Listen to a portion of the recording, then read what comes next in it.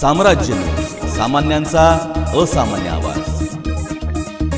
अक्कलकुवा हद्दीत वाण्या विहीर गावाजवळ तळोदा अक्कलकुवा रोड लगत स्थानिक गुन्हे शाखेने मोठी कारवाई केली आहे। गुप्त माहितीच्या आधारावर ही कारवाई करण्यात आली।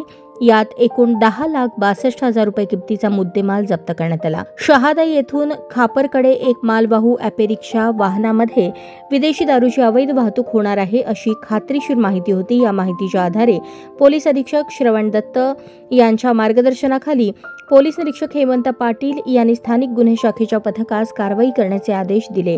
मिळालेल्या माहितीच्या अनुषंगाने स्थानिक गुन्हे शाखेचे पथक हे अक्कलकुवा हद्दीत वाण्या विहीर गावाजवळ तळोदा अक्कलकुवा रोड लगत थांबले असता काही वेळाने मिळालेल्या गोपनीय माहितीप्रमाणे तळोदाकडून एक 3 चाकी वाहन ॲपेरिक्षा क्रमांक MH15CK1539 येताना दिसले। त्यास थांबवण्यात आले।